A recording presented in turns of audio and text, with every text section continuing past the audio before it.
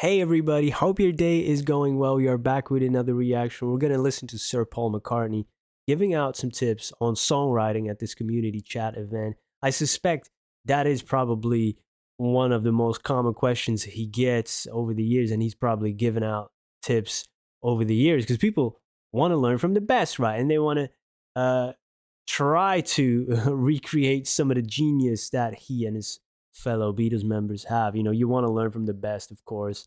And it's always interesting to learn about the creative process. Even though I'm not a songwriter, I'm not aspiring a career in songwriting. I am a writer, but it's always interesting to learn about. And you can apply it to any type of writing, some tips anyway.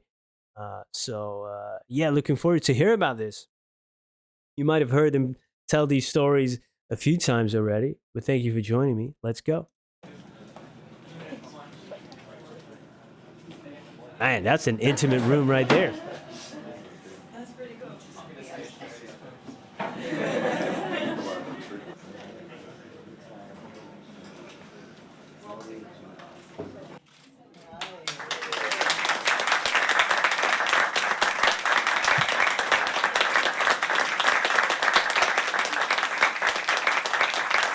I got asked, would I be interested in writing music for a video game? And I was just intrigued by the idea of doing something different, something I'd never done before. So I was interested just to see what was involved. Oh, did he write music for a game? Most underrated guitar players as well. I don't think you're given enough credit for being a guitar hero. You know, the great thing is there's no rules. I mean, I take a songwriting class at LIPA, my old school in Liverpool. Oh, for Destiny. And I always say to the kids, you know, there's no rules. I don't know how to do it. So yeah, it can happen anyway. But I do like collaboration. I mean, obviously, writing with John was the ultimate collaboration. And I There it think is. you know we were both very lucky to find each other. Yeah.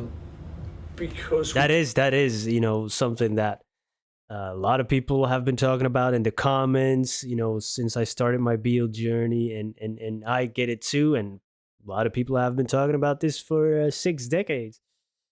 It's almost like finding your soulmate, right? In life, it's crazy. Sometimes they live around the corner. You can make it work. It's a weird thing, and sometimes it happens in the creative world as well. Sometimes that does happen. It doesn't happen too often. You got to be really lucky that you vibe with someone to create such great music, and really you make each other better, because you can be great individually, but when you really meet somebody and you can riff off each other with ideas, yeah, that's something else. There's something I'm very interested in doing someday, writing with somebody else. That's interesting, man. And even in that time, even if you weren't writing together, there's so many great artists and bands and songwriters in that era. If you see somebody pushing the envelope when it comes to music or any other type of writing, you just want to, compete, or, it makes you up your game as well. So that time is probably one of the reasons so much great music came from that time. It's just trying to, yeah, be as good, because we played perfectly off each other. Mm. And an example I always give is I was starting this song called Getting Better. I'm going, it's getting better all the time. And he goes, it couldn't get much worse. I just go, hey, okay, come on then, let's think about that. Yeah. You suddenly got the foil to what you're doing. The bang. So the next line isn't just getting better still. Yeah. It's now like, oh, okay, we're going there, are we? Great. And so I would do that to his songs, he would do that to mine. First of all, a huge honour to meet you, Paul. I can tell you taught me to play the guitar. I remember coming back, not obviously directly, but... One of the amazing things about me and John writing together was that I think we wrote just short of 300 songs together. Wow. And Wow. I look back on it now. in that short time too. In some kind of wonder, because we never had a dry session. Every time we got together and sat down, we'd work for normally about 3 hours, because you sort of get you bit bored after 3 hours. But we worked for about 3 hours and nearly always come up with a song, which is pretty cool, you know. Yeah. It is. Back from chapels. That's the benefit of hindsight. Even he's looking back and kind of being, oh wow, that's kind of amazing. But when you're in the moment, you're not really thinking about that, you know. So hence the productiveness, I guess. Really cool stuff, man. Yeah. In 1969 with this sort of treasure box of the Beatles' White Album sheet music. There's a few knocking around, but I mean it's difficult that because why we didn't do anything with them because we didn't think they were any good. Yeah. So why resurrect them? Okay. You know, it's Good point. It gets tempting though because it was a Lennon McCartney or something. You know, so it's got a certain interest value, if nothing Yeah. else. But they're not very good. Okay. Yeah. You know, Yeah, trying to keep that integrity, you know, it's tough, you know, especially later on. People are very interested in maybe unreleased stuff or everything Beatles related. I get it. But then, of course, you know, you don't really want to tamper with with the legacy that you already have uh, created. C minor sevens and F11s, all these things. I'm talking a bit pompous now. An early song that I was writing with John was one that one of us would start the song, then the other one would help work on it. And I'd started one that ended up being called I Saw Her Standing There, an early Oh. Beatles song. And my opening was, she was just 17, she'd never been a beauty queen, you know, as Bob Dylan could have handled. Just 17, never been a beauty queen. Hey, that's not a bad impression, But, yeah? you know, it was like I was stuck and didn't like it, but I ploughed on, knowing I'd come back to it. And that was around about the time John and I were starting to write together. So I showed him the song, so 17, never been a beauty queen, and we both kind of cringed, like, ooh, you know, maybe not.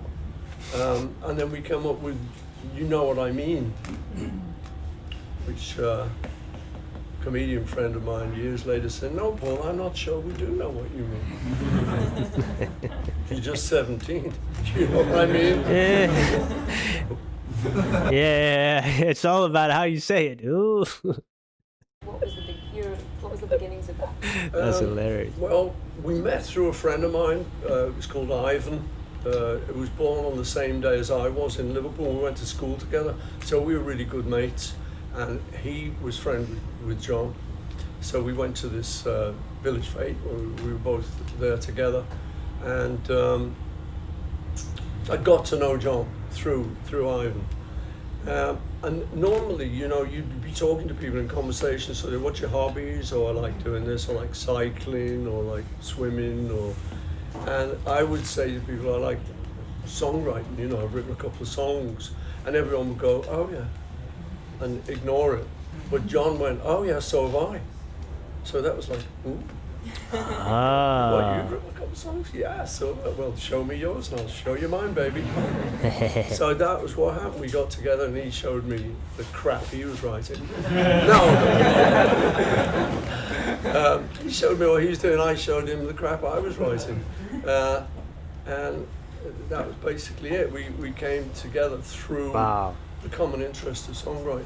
Yeah, You know, and you'd listen to That's records great. a lot, and that's great. I think the most important lesson of this is collaboration. You know, of course, you could do a lot on your own, but when you want to take it to the next level, it's always great to, even if you're not going to go into this partnership, it's great to show your stuff to somebody else. And it's tough in the beginning for aspiring writers and songwriters. It's not always easy to share your stuff, you know, especially when you've been working on something behind the scenes. You know, young people may not know that you're even interested in this kind of stuff. You know how it works.